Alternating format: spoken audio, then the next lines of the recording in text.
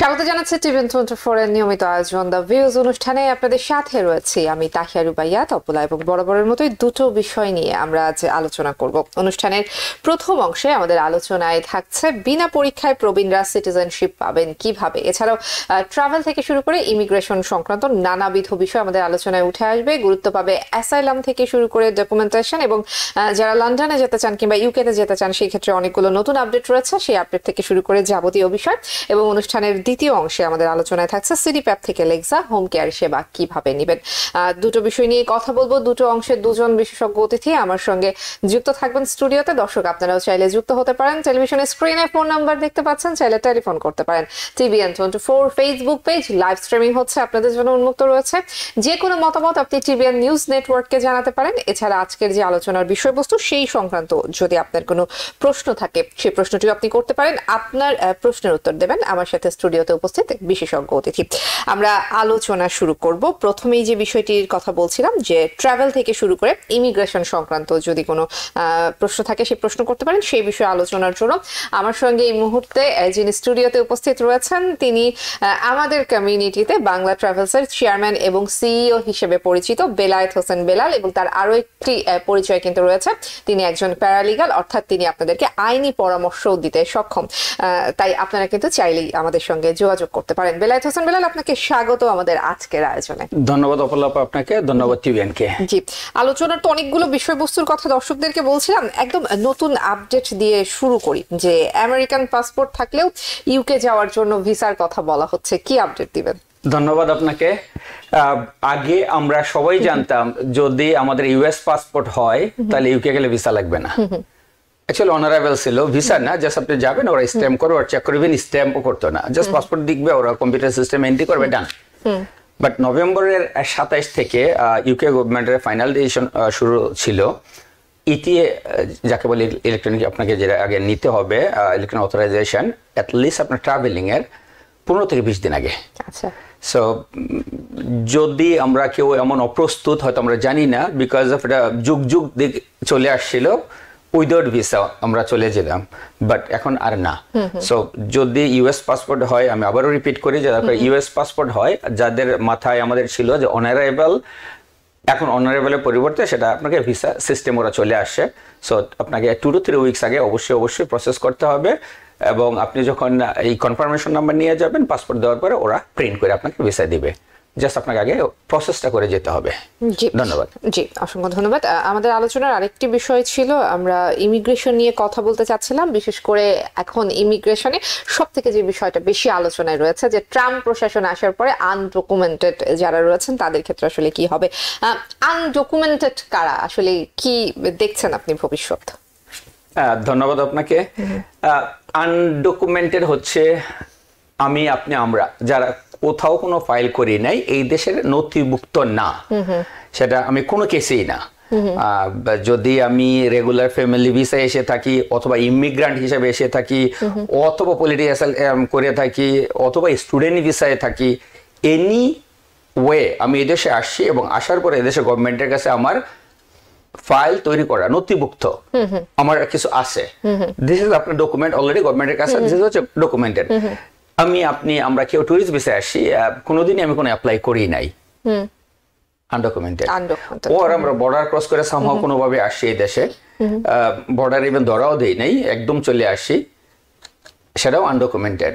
So যেহেতু Trump প্রশাসন against of immigration, I mean আমরা যারা ইমিগ্রান্ট কান্ট্রি থেকে আসছি, ইমিগ্রান্টদের একটু এগেনস্টে ওর সাউন্ড এবং কথায়, সেজন্য উচিত হবে আমরা যারা আনডকুমেন্টেড আছি জানুয়ারি 20-এর আগে অবশ্যই যেন আমরা যে যার চয়েস মতো কোনো না কোনো একটা আমরা ডকুমেন্টেড যাই, কোনো একটা প্রসেসিং এর আন্ডারে যেন যাই, যেন আমরা জিরো অবস্থায় না থাকি। যদি আমরা থাকবো এই দেশে, কেউ যদি ট্যুরিস্ট ভিসায় এসে থাকে বা অন্য কোনো ভিসায় আসছে, এখন উনি দেশে থাকবেন, উনি যেন কোনো না কোনো একটা কেসের আন্ডারে যান, কোনো না একটা প্রোগ্রামের আন্ডারে উনি যেন যান, ডকুমেন্টেড যেন হন। জি, আমি ওয়ার্ক পারমিট কিংবা ওয়ার্ক অথরাইজেশনের বিষয়টি তো আসবো, তবে একজন দর্শকের টেলিফোন নিয়ে আসতে চাই। দর্শক কে আছেন আমাদের সাথে, নাম বলে? হ্যালো। জি, ওয়ালাইকুম আসসালাম। ভাইয়া, আমি জানতে চাচ্ছিলাম, আমি 8 বছর আমি হজে যাব, আমি যদি হজে যাওয়ার জন্য ফিঙ্গারপ্রিন্ট আপনার ওখানে দিতে যাই, আমি কি ফিঙ্গারপ্রিন্টও দিতে পারবো? আর এটার জন্য কি কোনো পেমেন্ট করতে হবে আপনাকে? যদি এটা একটু জানেন তাহলে উপকার হবে। ধন্যবাদ আপনাকে। আপনার কি বাংলাদেশি পাসপোর্ট নাকি না আদার কান্ট্রি পাসপোর্ট? ভাইয়া আমার পাসপোর্ট বাংলাদেশি পাসপোর্ট ভাইয়া। আপনি বাংলাদেশে ট্রাভেল করবেন? জি, বাংলাদেশ থেকে বাংলাদেশে যাবেন। ওকে, ঠিক আছে, যেতে পারবেন। ইয়েস, আমার অফিসে ফিঙ্গারপ্রিন্টের ব্যবস্থা আছে। ইয়েস, আপনি দিতে পারবেন। জি, আরো একটি টেলিফোন রয়েছে। আমরা আচ্ছা, সংযোগটি বিচ্ছিন্ন হয়ে গেছে। আমরা পরবর্তীতে নিশ্চয়ই চেষ্টা করব তার সঙ্গে আবার যোগাযোগ করার। অনেকের ওয়ার্ক পারমিট কিংবা ওয়ার্ক অথরাইজেশনের মেয়াদ শেষ হয়ে গেছে। এক ধরনের আতঙ্ক অনেকের মধ্যে কাজ করছে যে আবার অ্যাপ্লাই করবেন, অ্যাপ্রুভ হবে কিনা সেটা নিয়ে একটু কনফিউশনে থাকেন। কি পরামর্শ দিবেন? কারো হয়তো এক্সপায়ার হয়ে গেছে অথবা কারো হবে নেক্সট 6 মান্থে এক্সাম্পল, তো উচিত হবে এখনই করা। যদি গভর্নমেন্ট 20 জানুয়ারির পরে কোনো ধরনের মুভমেন্ট অর সুপার পাওয়ার যদি প্রেসিডেন্ট চাইলে কিছু করতে পারে। যদি কারো এক্সপায়ার হয়ে থাকে ডেফিনেটলি উনি অ্যাপ্লাই করবেন, আর যদি না হয়ে থাকে হবে ভবিষ্যতে, আপনি অ্যাপ্লাই করতে পারেন। প্রি অ্যাপ্লাই আপনি করতে পারেন, বিকজ ইট টেকস টাইম। আপনি যদি আজকে চান কালকে হয়ে যাবে তা না, সময় লাগে। কারণ মনে করেন 1 মাস বাকি আছে, 2 মাস বাকি আছে, 3 মাস বাকি আছে, আপনি এখনই আপনার অ্যাপ্লিকেশনটা প্রসেস করেন। জি, আরো একটি টেলিফোন আছে, আমরা নিয়ে আসি। দর্শক কে আছেন সাথে, নাম বলে প্রশ্নটি করুন। আসসালামু আলাইকুম, আমি শাহরিয়ার আলম বলছিলাম। জি, ওয়ালাইকুম আসসালাম, বলুন। আমি ভিজিট ভিসায় অলমোস্ট 4 মান্থ হয় ইউএসএ তে এসেছি। তো আমি এখন কোন প্রক্রিয়ায় ইউএসএ তে থাকতে পারি? আমি চাচ্ছি অ্যাসাইলাম করতে। আপনাদের অফিসের মাধ্যমে বাংলা ইমিগ্রেশন বা বাংলা ট্রাভেলস এর কর্ণধার যিনি এখন আছে তার অফিসের মাধ্যমে করতে চাচ্ছি। অনেক রেপুটেশন শুনলাম সবার কাছে।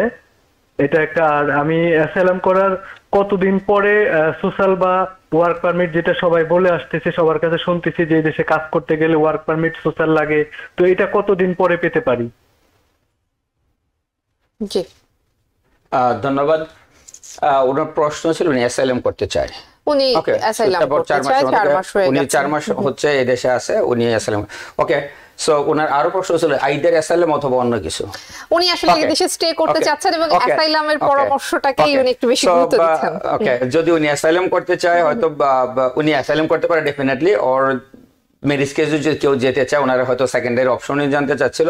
অনেক সময় ওয়ে আছে যদি উনি করতে চায়, যেটা আমরা একটু আগে বলতেছিলাম যে কোনো একটা ডকুমেন্টে আমরা আসতে চাই 20 জানুয়ারির আগে। সো ওনারা সেম উচিত হবে 20 জানুয়ারির আগে ওনাকে কোনো না কোনো একটা ওয়েতে যাওয়া। যদি উনি পলিটিক্যাল অ্যাসাইলাম চায় উনি করতে পারে। ইয়েস, উনি ডেফিনেটলি পলিটিক্যাল অ্যাসাইলাম করতে পারে, হয়তো একটু ইজি ওয়ে। ওনার সেকেন্ড কোশ্চেন ছিল যে কতদিনের মধ্যে হয়তো উনি সোশ্যাল আর ওয়ার্ক অথরাইজেশন বা কাজের জন্য উনি ওই অনুমতিটা পাবে। আপনি যদি অ্যাপ্লাই করেন, আমরা যদি ওনার অ্যাপ্লিকেশন প্রসেস করি, not more than 30 days, less than 30 days, 2 to 3 weeks এর মধ্যে ওনার রিসিপ্ট লেটার আসবে। রিসিপ্ট লেটার আসার পরে উনি 150 days এর মধ্যে উনি অ্যাপ্লাই করতে পারবে সোশ্যাল সিকিউরিটির জন্য এবং ওয়ার্ক অথরাইজেশনের জন্য। দেন another 30 days এর মধ্যে ওনার সোশ্যাল সিকিউরিটি ওয়ার্ক অথরাইজেশন চলে আসবে। দিস ইজ দ্য 99.99% এর কেসে হয়ে যায়।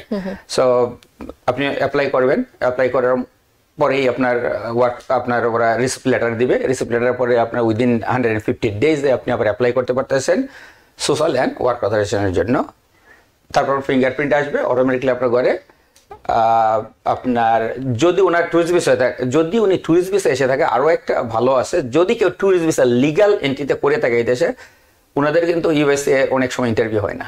আচ্ছা, পলিটিক্যাল অ্যাসাইলামের ক্ষেত্রে ওনাদের ক্ষেত্রে যদি কেউ ভ্যালিড ভিসা এই দেশে, এবিসি কোন একজন হয়তো টুরিস্ট ভিসা এই দেশে আসছে, এখন উনি পলিটিক্যাল অ্যাসাইলাম করবেন, ওনার কি যারা বর্ডার ক্রস করে আসবে অথবা ইলিগাল হয়ে আসবে, ওনার আর ওনার ক্ষেত্রে সেম কিনা? না, সেম না। আচ্ছা, ওনার ক্ষেত্রে 99% টাইম ওনাদের উইদাউট ইন্টারভিউ ইউএসএস ওনাদের কাগজপত্র দেয়।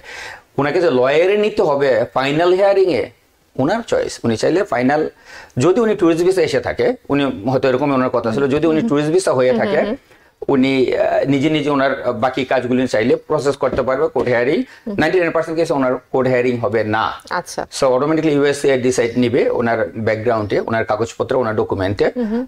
যদি সবকিছু ঠিকঠাক থাকে দেন ইনশাআল্লাহ ওনার গ্রিন কার্ড হবে। গ্রিন কার্ড হবে, ধন্যবাদ আমরা আপনাকে। আশা করতে পারি। আমি আরো একটি টেলিফোন নিব, তবে টেলিফোন নেবার আগে আমি দর্শকদেরকে একটি ডিসক্লেইমার দিতে চাই, যেটি আমি সবসময় আমার শোতে দিয়ে থাকি। সেটি হচ্ছে, আমরা এখানে শুধুমাত্র আপনাদেরকে আইনি তথ্য দিয়ে সহায়তা করতে পারি, কিন্তু আমরা কিন্তু কোনো সিদ্ধান্ত আপনাকে আসলে দিচ্ছি না। তাই আপনি যখন কোনো সিদ্ধান্ত নেবেন আমাদের কথার উপরে ভিত্তি করে নেবেন না, অবশ্যই ব্যক্তিগতভাবে একজন বিশেষজ্ঞের পরামর্শ নিয়ে নেবেন, কারণ প্রত্যেকের পরিস্থিতি ভিন্ন, প্রেক্ষাপট ভিন্ন। 1-2 মিনিটের ফোন কলে আসলে সেটি ব্যাখ্যা করা সম্ভব নয়। আমরা শুধুমাত্র আপনাদেরকে তথ্য দিয়ে সহায়তা করতে পারি। অসংখ্য ধন্যবাদ। কে আছেন সাথে, নাম বলে প্রশ্নটি করুন। হ্যাঁ জি, আসসালামু আলাইকুম ভাইয়া। ওয়ালাইকুম আসসালাম। এবারে হজের কি ফিঙ্গারপ্রিন্ট শুরু হয়েছে? আর যদি ফিঙ্গারপ্রিন্ট আপনার অফিস থেকে দিই, আমার কি কোনো পেমেন্ট করতে হবে? আচ্ছা, উনি মনে হয় একটু আগে ফোন দিয়েছিলেন। Okay. ফিঙ্গারপ্রিন্টের জি, প্রসেস আমি শুরু একটু আগে হয়েছে কিনা 31 এবং তারিখ পর্যন্ত, 31 জানুয়ারি পর্যন্ত আপনার অ্যাপ্লিকেশন নেবে। দেন আপনার ফাইল যখন রেডি হবে, আপনি যে কোম্পানি থেকে যাবেন ওরা আপনাকে বলবে ফিঙ্গারপ্রিন্ট দেওয়ার জন্য, তখন আপনি আপনার পাসপোর্ট নিয়ে আমাদের অফিসে আসবেন ফিঙ্গারপ্রিন্ট দেওয়ার জন্য, আমরা আপনার ফিঙ্গারপ্রিন্ট করে দেবো। আচ্ছা, উনি আসলে পেমেন্টের ব্যাপারটাই জানতে চাচ্ছিলেন। আমার মনে হয় যে কিছু কিছু বিষয় আসলে অফলাইনেই আপনাদের সরাসরি সেবা গ্রহীতাদের সাথে যোগাযোগ করে নেওয়াই ভালো। শোতে আসলে সবকিছু হয়তো বলা সবসময় সম্ভব হয়ে ওঠে না। অসংখ্য ধন্যবাদ, আপনি ফোন করেছেন আমাদেরকে। আমরা এখন যে বিষয়টিতে আলোচনার জন্য আবারও যেতে চাই, সেটি হচ্ছে আমেরিকাতে অনেকেই রয়েছেন তাদের ফ্যামিলির জন্য হয়তো অ্যাপ্লাই করে রেখেছেন, কিন্তু ব্যাকলগ বছরের পর বছর সময় লাগে, 8 বছর 10 বছর 15 বছর চলে যায়। সেই ক্ষেত্রে পরিবারের সদস্যরা অনেকেই চান যে ভিজিট ভিসা এসে হয়তো পরিবারের সঙ্গে দেখা করে যেতে, কতটুকু সম্ভব? ধন্যবাদ আবার আপনাকে। ট্রু, কোন কোন ফ্যামিলি আছে অ্যাপ্লিকেশন করা 10 বছর 12 বছর 14 বছর, যারা দেশে আছে ওরা সামহাও বুঝতে চাচ্ছে না যে এই জায়গায় আমার আপনার কোনো হাত নাই। তো ওরা হয়তো চিন্তা করে যে মানে বাংলাদেশের স্টাইলে কি করতেছে, কেন হচ্ছে না। সময়টা অনেক কিন্তু ডিপ্রেসিং, অনেক সময়। ওরাও অনেকদিন দীর্ঘদিন অপেক্ষা করে, বাট এই জায়গায় আমার আপনার হাত একদম জিরো। বাট স্টিল সেক্ষেত্রে যদি কারো এমন হয় যে ভাই বোন ওর আব্বা মা তো ডেফিনেটলি ইজিতে হয়ে যাচ্ছে, আমি যদি দূরের রিলেটিভ বলি, ইয়েস ওনারা চাইলে আপনার B1 B2 ট্যুরিস্ট ভিসার জন্য ওনারা অ্যাপ্লাই করতে পারে, যেহেতু ওনাদের ফাইল করা আছে অলরেডি, ওনার অল ইনফো দেওয়া আছে যে অ্যাপ্লিক্যান্ট এন্ড পিটিশনার দুইজনের অল A to Z অ্যাপ্লিকেশনে কিন্তু ফাইল অল আছে। যখন আপনি ফর্ম ফিল আপ করবেন ডিএস, ওই জায়গায় আপনি মেনশন করবেন আপনার অলরেডি ফাইল করা আছে, আপনার ইউএসএ যে রিলেটিভ থাকে তার ডিটেলস দিবেন, যেগুলো আপনার অলরেডি আগে দেওয়া ছিল। নতুন যখন আবারও আপনি অ্যাপ্লিকেশন করবেন ট্যুরিস্ট ভিসার জন্য, অবশ্যই আপনি ওটা দিবেন। অনেকটাই হেল্প হবে আপনার ভিসা পাওয়ার জন্য। ইমিগ্রেশন অফিসার জানবে টুডে এন্ড টুমরো সে যাচ্ছে ইমিগ্রেন্ট হয়ে, সেক্ষেত্রে হয়তো আপনার ইন্টারভিউটা অনেকটা কম হবে, আপনার রিলেটিভের যে ইন্টারভিউ দিবেন ট্যুরিস্ট ভিসার জন্য অনেকটাই কম হবে এবং ভিসা পাওয়ার জন্য অনেকটা সহজ হবে। ধন্যবাদ। জি, আমার মনে হয় আমরা আমাদের প্রশ্নের উত্তরে অনেকখানি স্পষ্ট হয়েছি। আরো একটি দর্শকের টেলিফোন নিয়ে আসতে চাই।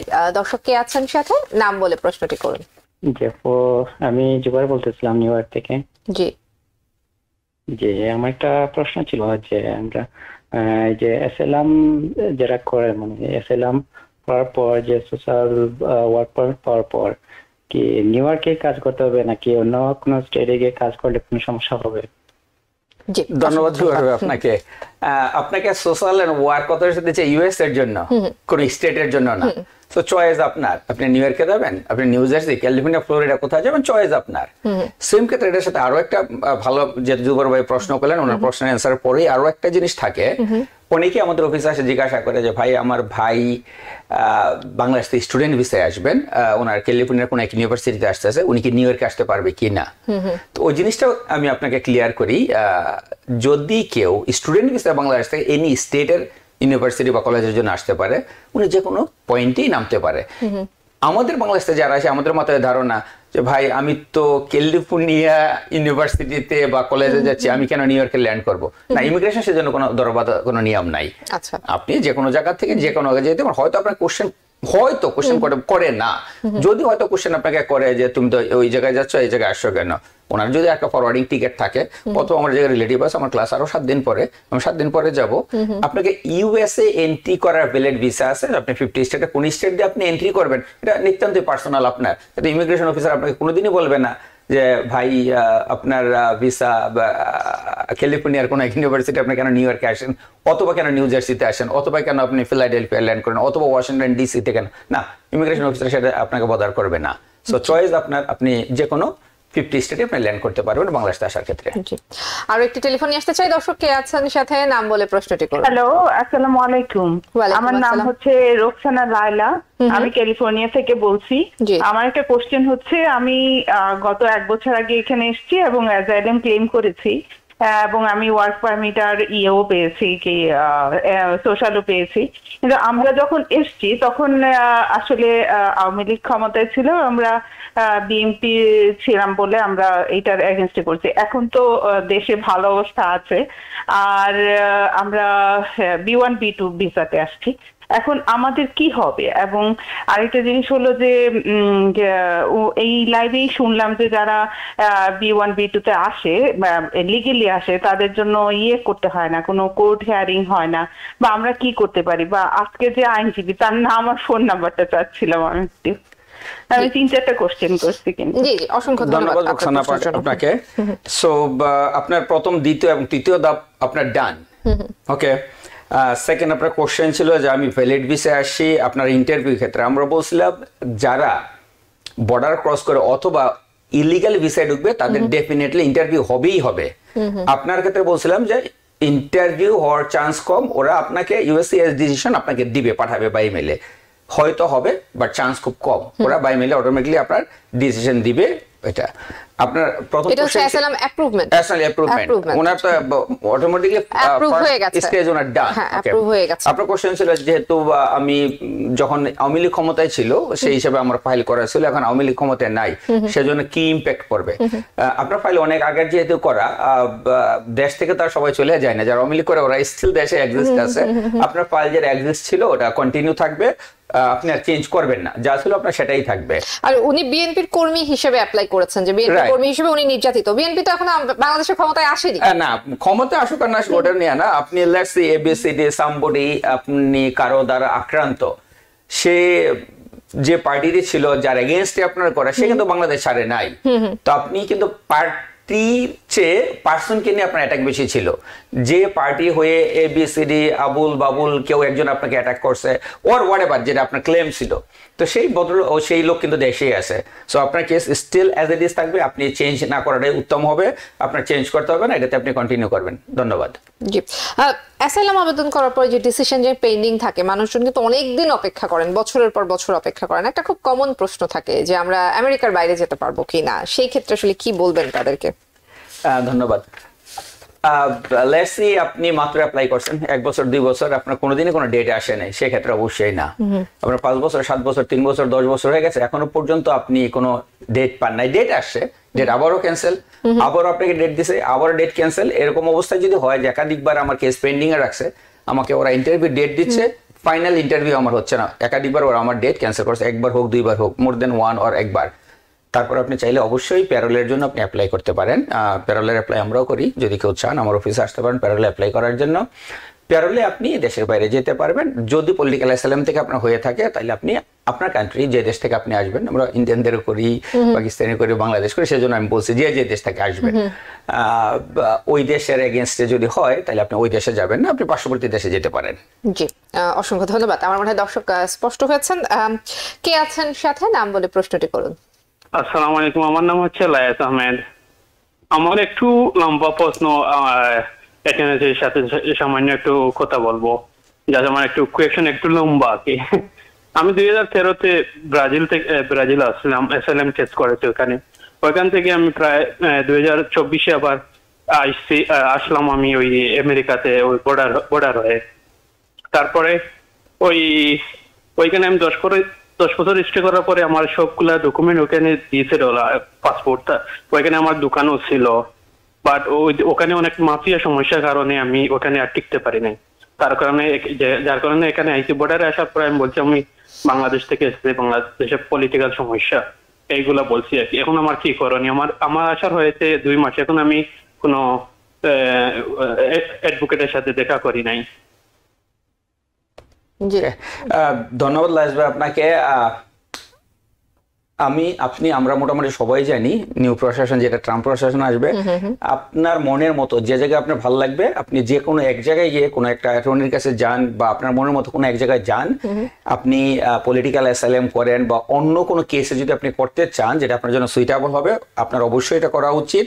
যদি আপনার জায়গায় আমি হইতাম মেবি এতদিন আমি করে ফেলতাম। আপনি বলছেন এই দেশে 2 মাস, অলমোস্ট আপনার 2 মাস হয়ে গেছে, এখনো করেন নাই। যদি আপনি এই দেশে থাকতে চান আপনার কোনো না কোনো একটা ডকুমেন্ট ওয়েতে একটা ফাইল আপনার করা উচিত। মেবি আরো একটা ওনার প্রশ্ন ছিল, সম্ভবত উনি বর্ডার গার্ডের সাথে বর্ডার পেট্রোলের সাথে ওনার কন্ট্যাক্ট ছিল, উনি ফিঙ্গারপ্রিন্ট ওই জায়গায় দিয়ে আসে, তো ওনার ফাইল কিন্তু অনেকটাই রেডি আছে। এখন যদি আপনি অ্যাসাইলাম করেন, লেটস সি কেউ অ্যাসাইলাম করলে যেটা 180 ডেজ লাগবে, মেবি ওনার লাগবে 90 ডেজ, হ্যাফ সময় কম লাগবে, বিকজ ওনার file already in there, fingerprint also ওনার দেওয়া আছে। যখনই বর্ডারে কেউ আসবে ওরা ফিঙ্গারপ্রিন্ট নেয়, সো ওনার অলরেডি ফিঙ্গারপ্রিন্ট দেওয়া আছে। আপনি যদি অ্যাপ্লাই করেন হয়তো আপনার 90 ডেজের মধ্যে আপনার social security card and work authorization চলে আসবে। সো আপনি ডিসিশন নেন যেটা আপনার জন্য ভালো হবে সেটা আপনি করবেন। ধন্যবাদ। নিশ্চয়ই। আর একটু টেলিফোন নিতে চাই, দর্শক কে আছেন সাথে, নাম বলে প্রশ্ন করুন। হ্যালো দর্শক, আমরা আপনাকে শুনতে পাচ্ছি। ওয়ালাইকুম আসসালাম।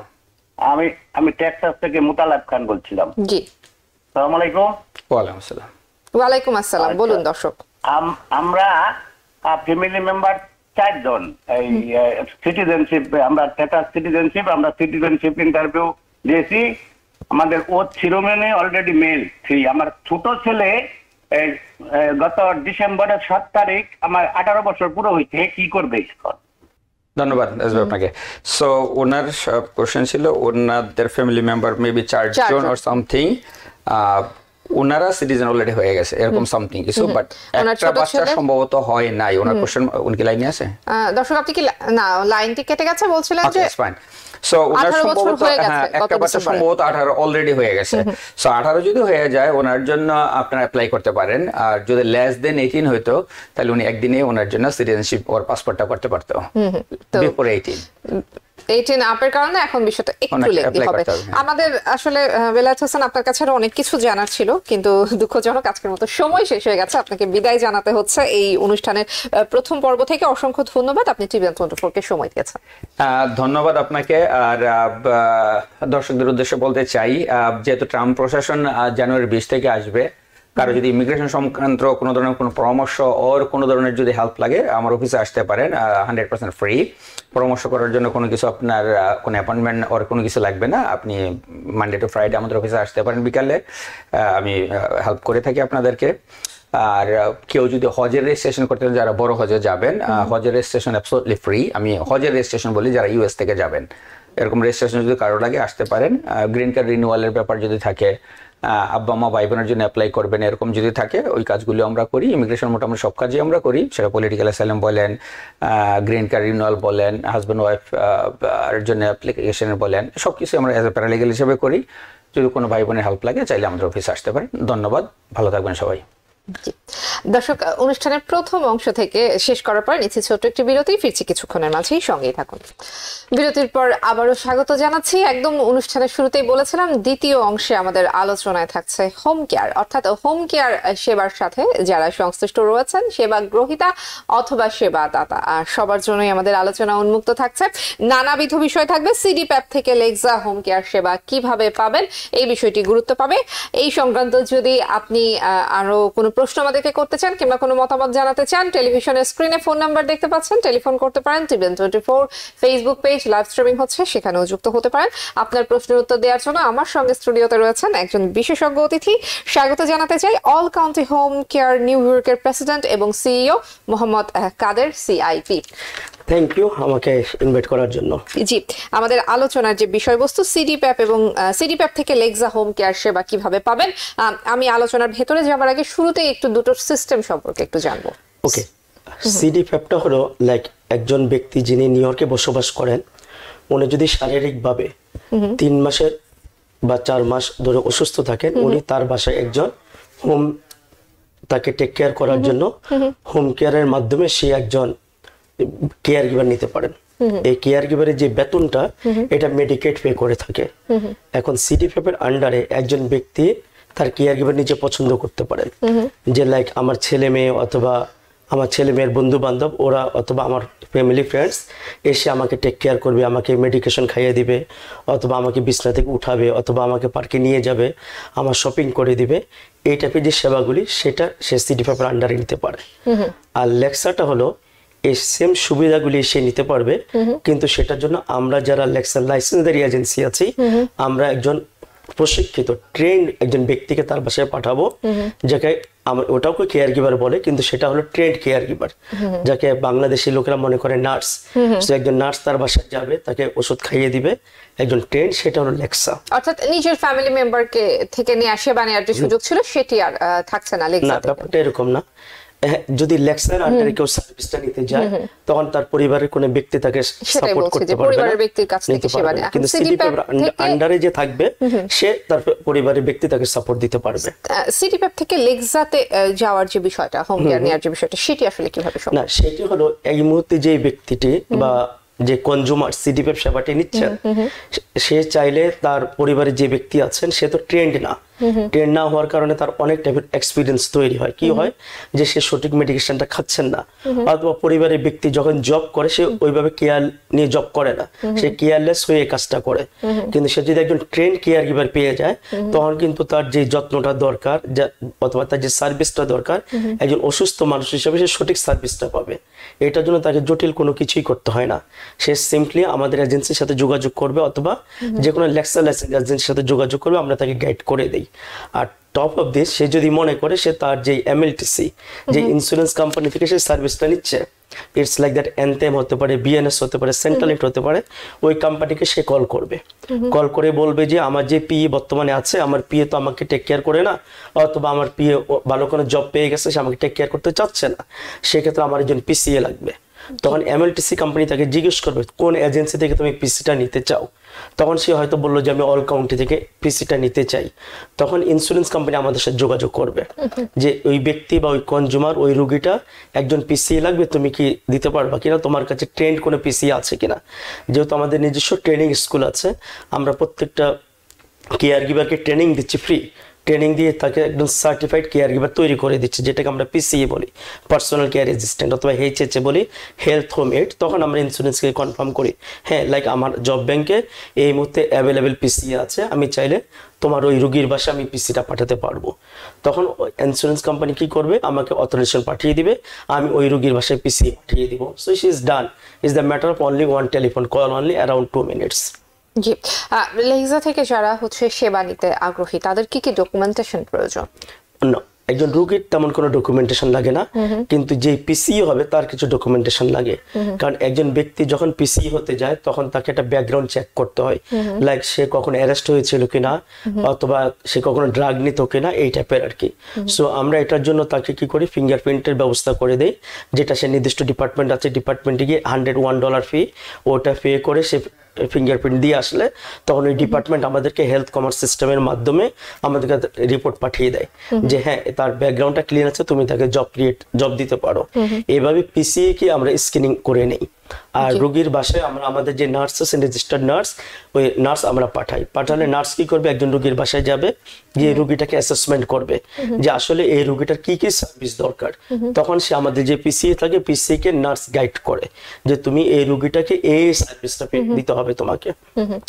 আপনি আসলে কি পরামর্শ দিবেন এখন লেক্সার ক্ষেত্রে? আসলে কি ধরনের লেক্সার ক্ষেত্রে পরামর্শ হলো, যারা মনে করে যে আমি এই মুহূর্তে সিডিপ্যাপ সার্ভিস নিচ্ছি, ওকে আমি সিডিপ্যাপ সার্ভিসটা কন্টিনিউ করতে চাই, তাহলে যেটা আপনি জানেন অথবা অলরেডি যারা কনজিউমার ওরা সবাই ইমেল পেয়েছে, ফোন পেয়েছে, ফ্যাক্স পেয়েছে, ওরা জানে নতুন একটা কোম্পানি এসেছে পিপিএল।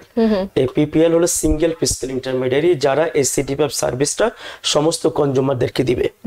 যে সমস্ত কনজিউমার মনে করে যে পিপিএল এর আন্ডারে গেলে আমাদের আগে যে সুযোগ সুবিধা ছিল এই সুযোগ সুবিধাগুলি আমরা পাবো না, অথবা আমাদের দোর গোড়ায় যেই এজেন্সি আমাকে সার্ভিসটা দিবে ওকে আমরা রিচ করতে পারবো না, অথবা পিপিএল এর অনেক রকম কমপ্লেন্স থাকবে।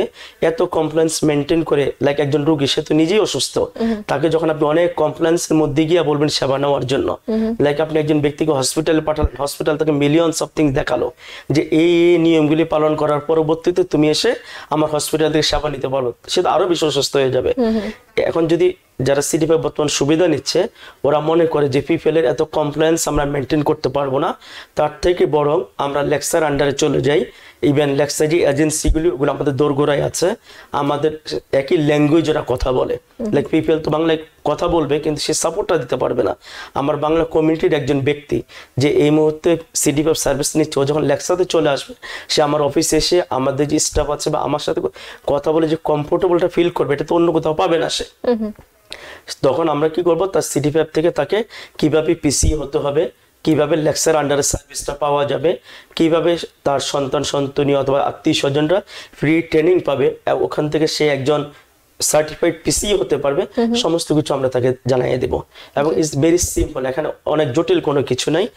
তখন তার আগে যে সুবিধাগুলি ছিল, লাইক সে আগে যে 21 টাকা 9 পয়সা স্যালারি পেত, ইয়ারলি তার সিক লিভ ছিল, ইয়ারলি ভ্যাকেশন ছিল, তার 401k ছিল, তার সমস্ত কিছু ঠিক থাকবে। জি, আমি যদি একটু কম্পারিজনটা যদি ধরি তাহলে আপনি কোন কোন সুবিধাগুলো উল্লেখ করবেন আসলে? ওকে, যদি একজন ব্যক্তি এখন লেক্সার আন্ডারে চলে আসে তখন তার লাইফ বিকেম ইজি। একজন অসুস্থ মানুষ যে সিডিপিএফ কনজিউমার এই মুহূর্তে যে সুবিধাগুলি পাচ্ছে, তার লাইফটাকে আরো কিভাবে ইজি করা যায় সেটা নিশ্চিত করাই মূলত লেক্সা এজেন্সির কাজ। কারণ লেক্সা যে মিনিংটা, লেক্সা মিনিং হলো licence health service care agency, যেটা New York department of health আমাদেরকে এই লাইসেন্সটা দিয়েছে অনেকগুলি স্ক্রিনিং প্রক্রিয়ার মাধ্যমে। আমাদের যারা আমরা অ্যাডমিনিস্ট্রেটর হিসেবে কাজ করি, লাইক আমি এই প্রতিষ্ঠানের একজন কি প্রশাসক, আমাকে সে অ্যাডমিনিস্ট্রেটর কেন করেছে, সে আমাকে একটা গাইডলাইনের ভিতরে তৈরি করেছে। Department of health, department education আমার স্কুলকে একটা গাইডলাইনের ভিতরে তৈরি করেছে। সো আমি জানি একজন বয়স্ক লোককে কিভাবে টেক কেয়ার করতে হবে, তার পরিবারে যে ব্যক্তিটা পিসিএ সার্টিফাইড হবে তাকে কিভাবে একটা জবে পাঠাতে হবে, ওই জবটা সে যখন করবে ওই জব থেকে সে তার যে বেনিফিটগুলি দরকার, সে এখন ডানকিন ডোনারে জব করতে পারতো, অন্য কোথাও জব করতে পারতো, ওই জবটা না করে সে পিসি হিসাবে যখন জব করবে তখন তার লাইফের যা বেসিক নিড সেগুলি সে ফিল আপ হবে কিনা সেটা দেখার দায়িত্ব আমার। এখন আমরা কি করছি, জানুয়ারি 1 তারিখ থেকে ডিপার্টমেন্ট অফ লেবারের নির্দেশ ক্রমে আমরা 19 টাকা 10 পয়সা প্রত্যেকে স্যালারি দিব, 2 টাকা 54 পয়সা তাকে সাপ্লিমেন্ট বেনিফিট দিব। সো একজন ব্যক্তি 21 টাকা 64 পয়সা বেতন পাবে। টপ অফ দিস সে প্রতি বছর 5 ডেজ সিক লিভ পাবে, সে প্রতি বছর 7 ডেজ ভ্যাকেশন পাবে। তার যখন সে বয়স হয়ে যাবে ওটার জন্য তার 401k ইন্স্যুরেন্স আছে, যেটাকে আপনারা বলেন পেনশন, ওইটা পাবে। একজন ব্যক্তি যখন আমাদের এখানে 9 মান্থ কাজ করে তখন তাকে আমরা মেডিকেল ইন্স্যুরেন্স প্রোভাইড করছি। So he is the fulfil right. একজন মানুষের লাইফে যা দরকার একজন এমপ্লয়ার হিসেবে আমরা তাকে সবকিছু দিচ্ছি, আর একজন এমপ্লয়ি হিসেবে সেই সমস্ত বেনিফিটটুকু আমাদের কাছ থেকে পাচ্ছে। এই এমপ্লয়িতে আবেদন করার যোগ্যতা কি কি? ওকে, এখানে আবেদন করার যোগ্যতা হলো সে যখন পিসি হিসেবে জব করতে চাইবে তখন তার হাই স্কুল যে কোনটা ডিপ্লোমা সার্টিফিকেট থাকতে হয়।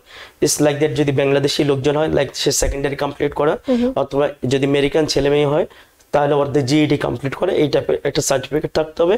আর হলো তাকে 40 ঘন্টার একটা কোর্স করতে হবে আমাদের এখানে। লাইক আমাদের অল কাউন্টি যে আমাদের মেডিকেল ট্রেনিং ইনস্টিটিউট, ওখানে আমরা তাকে 40 ঘন্টার কোর্স করাবো।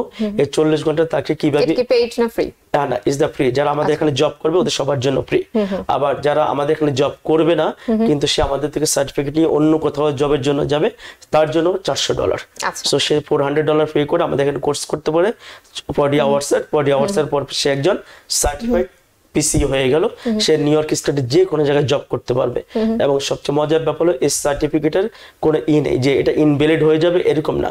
সে জব যদি কন্টিনিউ করে সার্টিফিকেটের ভ্যালিডিটি নেই। কিন্তু এটা শুধুমাত্র নিউ ইয়র্ক স্টেটের জন্য। নিউ ইয়র্ক স্টেটের জন্য। আর কাজ করার ক্ষেত্রে স্ট্যাটাসটা কি হতে হবে? গ্রিন কার্ড কিংবা সিটিজেনশিপ লাগে না ওয়ার্ক পারমিট? Doesn't matter. সে যদি এই দেশে ভ্যালিড ওয়ার্ক পারমিট থাকে দ্যাটস মিন সে সিটিজেন অথবা গ্রিন কার্ড ডেফিনেটলি, পাশাপাশি তার যদি ওয়ার্ক পারমিট থেকে থাকে that's fine, he is capable to this one. জি, এটা তো যারা সেবা দিবেন তাদের ক্ষেত্রে আপনি নানাবিধ সুবিধার কথা বলছিলেন, নিঃসন্দেহে সাউন্ডস গুড, অনেক ভালো লাগছিল যে ভালো ভালো সুবিধার কথা আপনি বলছেন।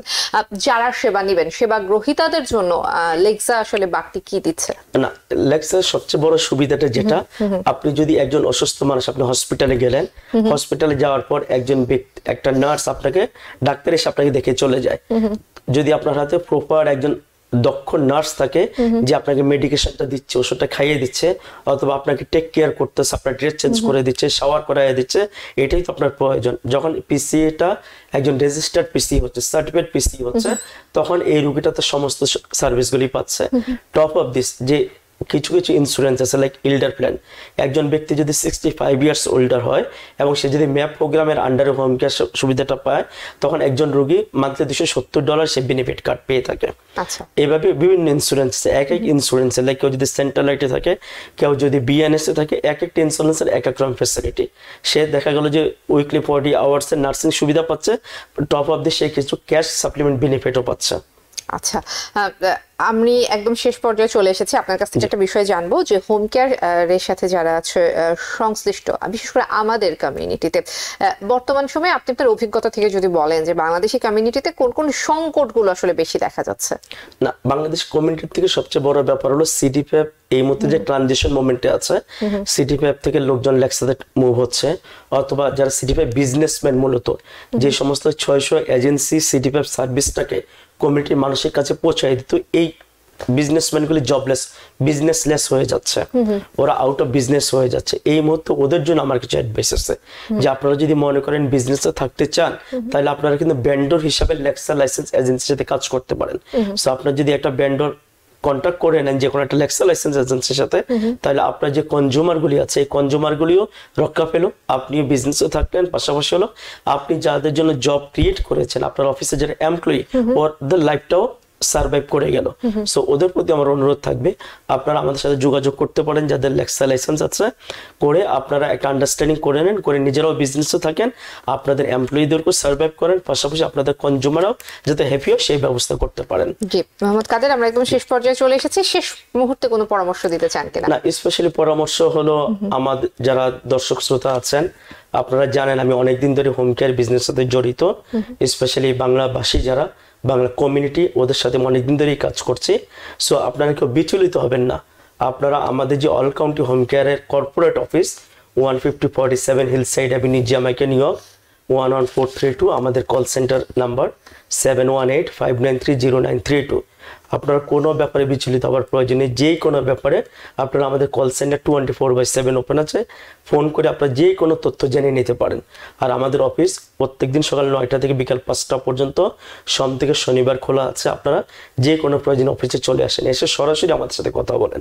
আপনাদের ভিতরে যদি কোনো ভুল ভ্রান্তি থাকে, কোনো মিডলম্যান অথবা কোনো ব্যক্তি যদি আপনাদেরকে ঠিকমতো তথ্য না দিতে পারে, অথবা আপনাদের ল্যাঙ্গুয়েজ জটিলতা, টেকনোলজিক্যাল জটিলতা বা কোনো কারণে বা সাময়িক কোনো কারণে আপনারা ইনফরমেশন সঠিকভাবে পাচ্ছেন না, আমরা নিউ ইয়র্ক স্টেটের লাইসেন্সধারী এজেন্সি। সো আপনারা নির্দ্বিধায় আমাদের উপরে ভরসা করতে পারেন, আমরা কমপ্লায়েন্স মেনটেন করা আমেরিকান স্ট্যান্ডার্ড অফিস। সো আপনারা আমাদের সাথে সরাসরি অফিসে আসুন, বসে কথা বলেন। আমাদের অফিসে 17 জন কোঅর্ডিনেটর এই মুহূর্তে অ্যাক্টিভলি বসে কাজ করে। আপনার যে কোনো একজন কোঅর্ডিনেটরের আন্ডারে আপনার কেসটাকে মুভ করলে সে আপনাকে সমস্ত সাপোর্ট দিবে এবং আপনি সঠিক তথ্যগুলো জানতে পারবেন। আপনাদের কোনো বেনিফিটে কাটতে হবে না এবং আপনার কোনো সার্ভিসে ঘাটতি হবে না। Thank you everybody. জি মোহাম্মদ কাদের, অসংখ্য ধন্যবাদ আমাদেরকে সময় দিয়েছেন।